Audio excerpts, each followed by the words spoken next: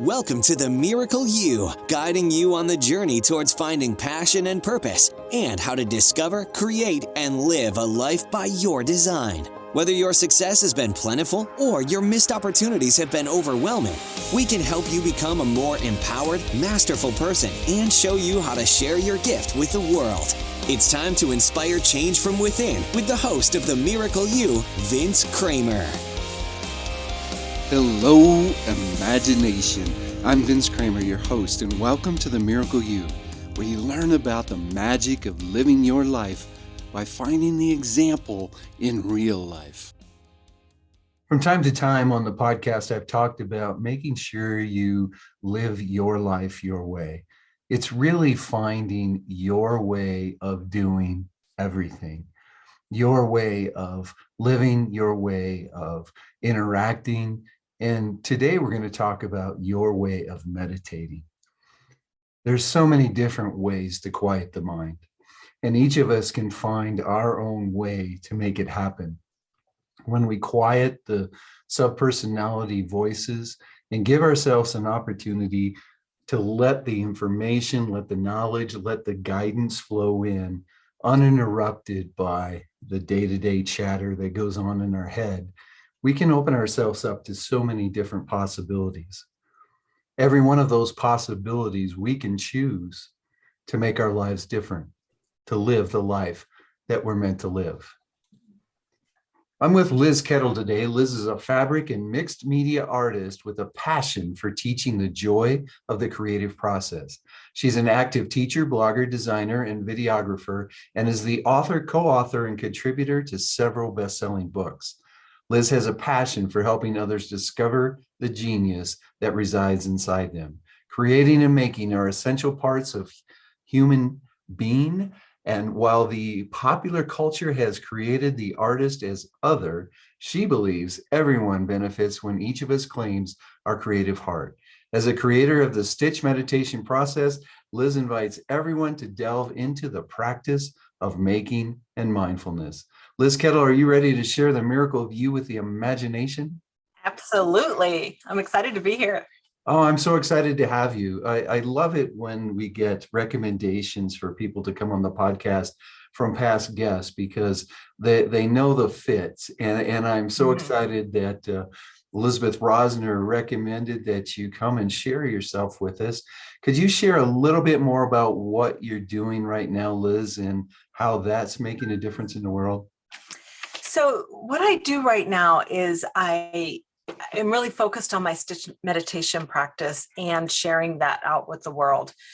And I can share you the whole story about how I came about this process because it was kind of backwards, figuring out what I needed personally to heal myself, as so many good things do. And I'm really on a mission to get more people creating and making, and this meditation practice is a really awesome entry point for most people. I've made it super accessible. Oh, I appreciate you sharing that. Could you share a little bit about that story? Sure. So I'll probably get the years wrong since it was a while ago. I've been doing the Stitch meditation practice for 8 years. So prior to that, I had been really ill, and the medical system kind of failed me. They just kept saying, "Oh, you're fine. You're fine. Your blood work's fine. You're fine." And actually, I was not fine. I was very, very ill.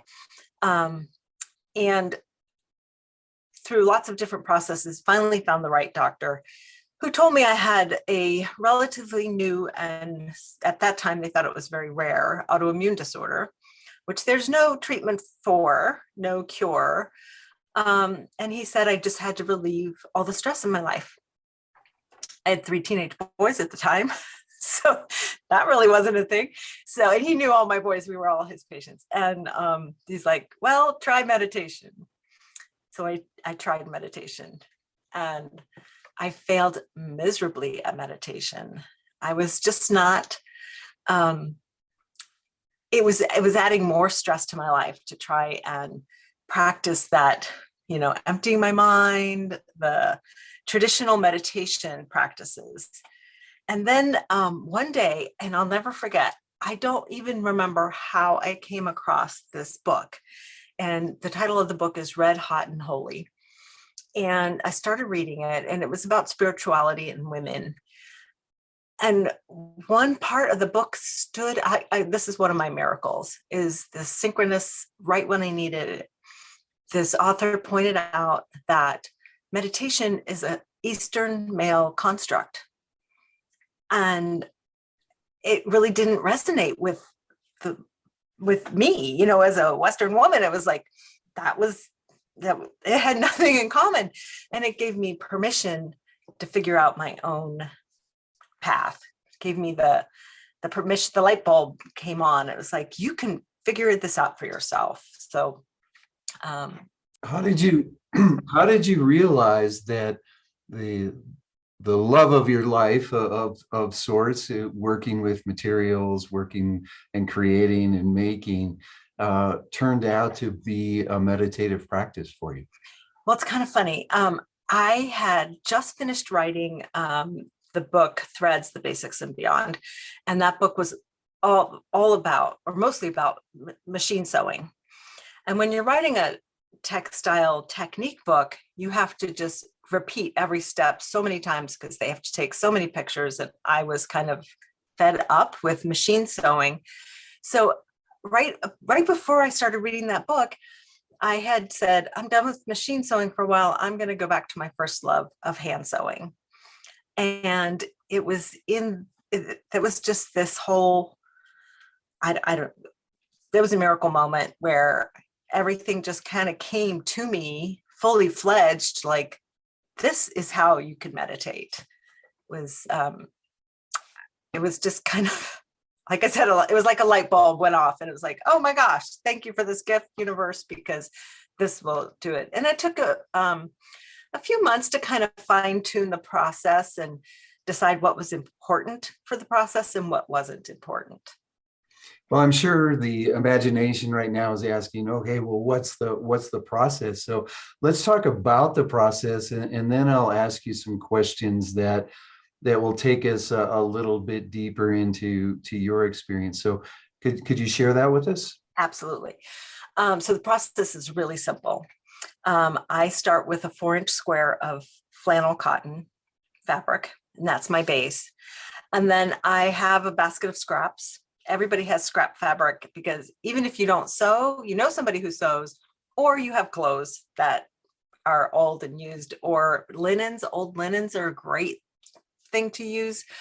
So there's lots of fabric around. You just have to start looking for it.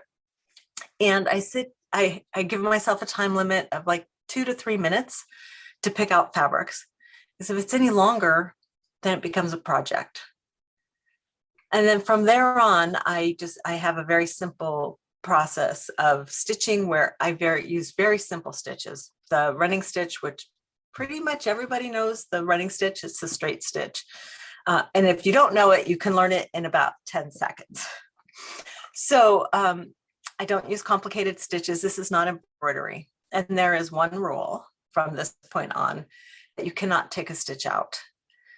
Because when you're in this, there's something about the rhythm of the needle and the touching it with your fingers where it just really helps you sink into that quiet, mindful state very quickly. And if you are thinking about the stitch as not being perfect the way it went in, then you're out of your right brain, back into your left brain, and you're not in mindfulness or meditation. So that's the one hard rule, is that you can't take a stitch out. Do you feel that the moving into the right brain is what removed the stress or helped you relieve the stress? Yes, absolutely. I'm a little bit of a right brain champion. I love the right brain. I think culturally we've gotten off track quite a bit with this kind of putting the left brain up on a pedestal, when it's really the right brain has so much knowledge to give us, but we don't know how to access it. So when you are slowing down to meditate or be creative, it opens up access to that right brain, which is it's just space. You give it space to breathe, and just everything settles, like your whole body settles. You get into that creative flow. And I think creative flow is something that every person on the planet should try and incorporate into their life on a daily basis, because that's when stress goes away. That's when all the hard parts of life go away, and you're just being, and not, even though you're doing something, you're just in the flow of creation. And that's what meditation is really moving into just being and not doing or not thinking. What would you say to people who say, I'm just not creative enough to even think about that? Well, that's their left brain telling them. So when your left brain says things, allows you to say to yourself, I'm not creative, it's trying to protect you. Because being creative, if you haven't been taught how to do it, or you didn't have a natural inclination, it's the unknown. It can be very scary to go into that blank page and what am I going to create? So the left brain's just trying to keep you safe. And so I think that finding a way to tell the left brain to go away, take a nap, really helps. And that's where I found the magic of this process that I created, is that it's easily accessible, and the left brain gets bored really quickly. It's you're just stitching in and out. It has nothing to do, unless it's going to tell you that, that stitch isn't perfect. But once you've told the left brain, I don't care if it's perfect, we're going to keep going, it has nothing to do. So it goes to take a nap, as I like to say. And then all of a sudden, the right brain has that, what I call room to breathe, and it can share its wisdom to you, and your stress goes away. And I know a lot of people don't think of sewing as stress relief, but this isn't sewing to create a thing. And that's probably the hardest thing for most people to understand. And it's the question I get asked the most, is what do you do with all these things? I have hundreds, probably 1,000 of these stitch meditation 4x4 pieces of artwork. And we've kind of created this world where everything we do has to be useful, especially with so it's okay to create if you're going to make something useful. If it's a painting you can hang on your wall, if it's a quilt you can put on your bed, that's okay. But just to create, people don't understand why you would do that. But that's when you let all that permission come out, and your right brain is just so happy. And it's just so joyful. If everybody did this every day, oh my gosh, the world would be a different place. We'd all be so much more happy. Really, each and every one of your stitches is like a mantra, right? Mm-hmm. Mm-hmm. Yeah. Sometimes I have a theme, sometimes I don't. Lately, the themes have been around peace. And there's a lot of research about mass meditations. And I have a free Facebook group that anybody can join so they can understand the process better. And there's over 20,000 members in that group. So 2 weeks ago, I asked everyone, let's meditate on peace, because the whole world needs peace. Not, Russia needs peace as well as Ukraine needs peace. And we need to if we all send that energy out into the world, it changes the vibration of the world. It's so powerful that you mentioned that. And one thing that I want to share, there's actually a formula to really understand how a group of people can coming together, how many people they can affect, the energy of those people. It's actually, if you square the number of people times 100, that's about the influence energetically. Wow. Oh, I didn't know that people have. I think it's especially important in a time when there's nothing we can do. We think that there's nothing we can do, but when we can change our energy and we can put that energy out into the world and create something beautiful at the same time, we have a massive effect. like you said, the effect of something beautiful out into the world changes the vibration of everything Absolutely. even more, Yeah. because we're bringing ourselves into where our senses are being part of our experience, which Mhm. in enjoying and being touched by these things, the vibration is going to be high. Could you share with us some of the experiences that you've had using the meditation and some of the experiences that others have had? But I know for myself personally, over time, aside from allowing my health to improve, to reduce the stress has not left my life. The stress is still there, but I'm able to manage it on a daily basis much better than I was before, where my life was a little bit out of control with 3 teenage boys. But so it's changed my life in that way, but it's also allowed me to find my voice and to share my voice. That was always something that was really difficult for me to share, what I'm thinking about and what might help somebody else get through something. And I think it's part of understanding that it's not about me, that we are so connected. Each one of us is connected. One of my last stitch meditations was about how connected we are and how the universe moves through us, but we also move through the universe. And it's being able to share those thoughts and those ideas and emotions. That's been my biggest gift for doing this, from doing the stitch meditations. So where would you like to see the stitch meditation go? How would you like to see that happen in the world? So up till now, I have mostly been working with people who already have some sort of creative practice. I would like to see this expand out to people who don't have a creative practice. I'd love to be able to bring it to masses of people, to have like a big in-person stitch meditation sit down, where all the supplies were there, everything was there, and we spent an hour in stitch and meditation for peace. Yeah, it's interesting. And, I shared a little bit about the formula of energetic effect.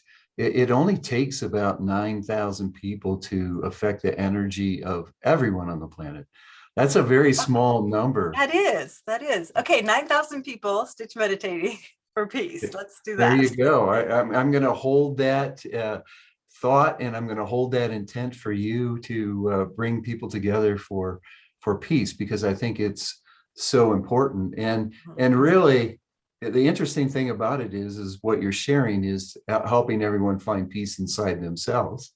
It is, And that peace absolutely. inside themselves is going to be radiated out. So And, that's and it changes everything. I wish that's something everybody could know, is that to figure out your own way to meditate, because not only does it affect you, it affects your family, it affects everyone around you. When you're just able to tap into that quiet, calm, peaceful energy, it changes everything. Well, it definitely helped heal you. It Yes. ignited you into making a difference in the world. What would you share with people about finding their own practice? You found yours in stitch meditation. Was there kind of some steps in that? I'm going very left brain here. I apologize, but Oh, no, that's okay, because that's where 99% of the world lives, is in their left brain. We've kind of taught that. Um, it has to be something that brings you joy, that you feel comfortable doing. And there are some other key elements, like it can be music, but it can't be vocals. So it has to be instrumental music, like just even listening to instrumental music can help you get into a meditative flow. But as soon as you put language or words to it, then your left brain gets engaged again, wakes up from its nap, and it's back telling you what to do. So there's a lot you can sketch. A lot of people are scared of drawing. which I totally understand. And that's one of the reasons why I felt stitch meditation would work so well, because almost everybody could stitch something. Almost everybody's had to stitch a button on at one point in their lives. But you could use paint, you could use watercolor. And it could be a walking meditation outside by yourself, with just nature sounds, but not in community with your best friend walking in the morning. I've shared with people before, and they don't understand, but and you might listen to me here and say, well, Vince, I'm not quite sure you know what you're talking about here, but I was an airline pilot for almost 30 years. And believe it or not, closing the cockpit door and flying a flight was actually meditative for me. Mhm. Yes, I had to listen to the radio, but that gave my left brain Something to do. And as Mhm. long as it was busy over there, then I was open for guidance. I was open for the information to come in. And I never did anything with it in an airplane. I was flying the airplane, but all that information that came back at night. So Mhm. I was able to bring it all together. So there's so many different ways. If you can find a way to keep the left brain busy and move into that space of flow. And believe it or not, flying an airplane was flow for me. Well, it's like everybody's had those brilliant ideas in the shower or when they're driving and they got somewhere and they're like, I don't remember driving here. I know I drove here, but and that's because your left brain's busy doing the driving. When you're taking a shower, left brain has nothing to do. And that's just a little taste of what can happen if you are more purposeful about it. And if you are someone who can easily tap into meditation, think about doing it differently. You don't have to empty your mind. You can just let everything flow through you without paying attention to it. And sometimes that will help just be in a regular meditation. If you don't want to do something creative with your hands. For me, I had to do something with my hands. That was the biggest gift that you could give most of the people in this world, because the idea of quieting your mind just doesn't work for many, especially in the Western world here. Yeah, we're in this chaos all the time. Busy, busy, busy. For sure. Most of it's self-created, but we're in that chaos for sure. What difference would you like to see stitch meditation make in the world? I would like it to really just help people tap into their creative genius. There's a lot of new research coming out about what the right brain actually does and what the left brain actually does. But the key is when we use both sides of our brain equally, and that's how they're designed to use it. It's not how we thought, everything's left brain. You become aware of so much more than what's right in front of you. It's like your awareness expands, and when we can tap into that right brain, let me stop by saying, or restart by saying, we could solve all the world's problems with the knowledge that is in everyone's right brain, because your right brain collects everything. Its awareness is vast and it's global, and it doesn't judge. That's how you can make those really creative connections when you're in the shower. And if we could actually listen to it and give it room to breathe, we could solve all our problems. That's for sure. And really, that's our connection to universal knowledge. And everything is energy, which means all the thoughts, all the ideas, all the possibilities are out there for us. We just need to know how to tap into them. Yeah. And once we can tap in, that opens the door. And if we can quiet our mind, that's the tap. Exactly. And it's always tapping. But our right brain doesn't have language the way, words. It can't come to you with a fully formed idea. It sends images and emotions and parts of thoughts. So we just have to listen to them and not dismiss them. I know you said earlier in our conversation that you're spending most of your time, you're putting your focus on stitch meditation. Where would you like to see it go? Well, as I said, I would like to see a lot more people doing it. I would like to bring it to corporations. I would like to bring it to any kind of community groups where people are not already doing a creative practice. And they may not love the stitching part, but it will set them on a path to discover how they can get into that mindfulness. Everyone who tries it gets very quickly what it can do for them. So, sometimes, it takes a while to get your fingers nimble to be able to stitch and thread that needle. So there's lots of different avenues that people could explore, but I think just giving them the idea that meditation doesn't have to be the way we think of it. And it can be something that we design that fits our own needs. And the important part is to do it.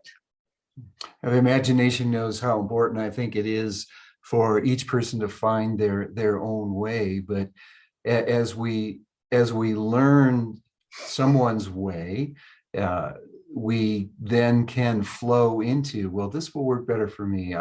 This helps me the best. And it's just reaching out, trying something new.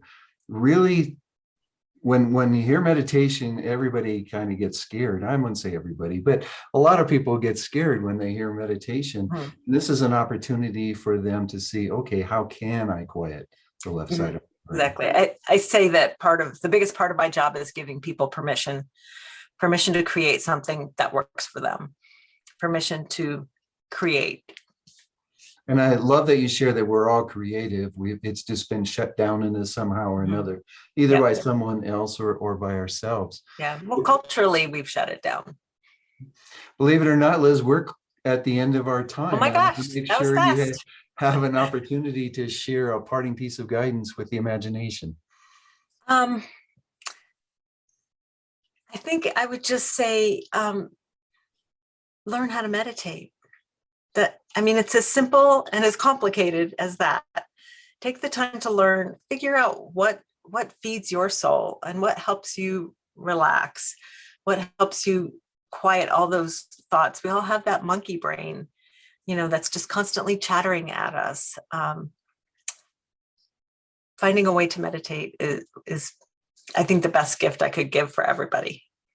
Well, thank you for that advice. And I know that each and every one of you are listening, that that you can help yourself tremendously if you allow that monkey brain to not be constantly pulling and pushing at you to think and do and be and judge yourself. So that's a great piece of advice. Thank you very much. How can people get in touch with you, Liz?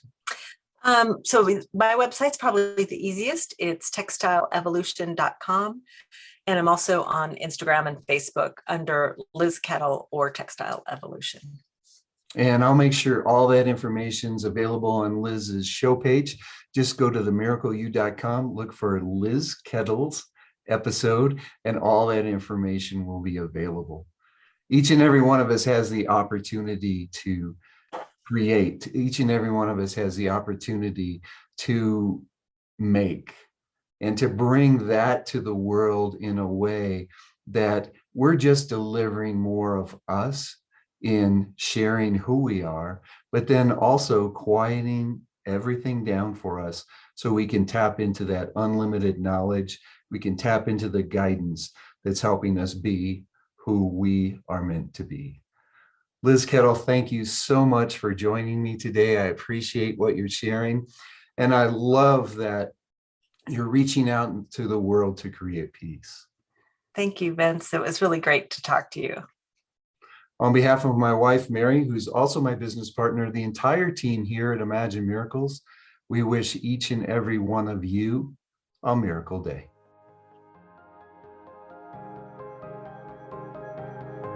You've completed this episode of The Miracle You, but we have plenty more to help you discover your own personal passion and purpose. Head over to themiracleyou.com for free resources to assist you on your journey, as well as register for our free webinar, Discover Your Miracle Life, 3 mind-awakening steps toward your unique purpose, or apply for a one-on-one Your Life, Your Way breakthrough session and discover your next best step on your journey. all available exclusively on our website. That's themiracleyou.com. We look forward to sharing more experiences of passion, purpose, and life by design next time, right here on The Miracle You.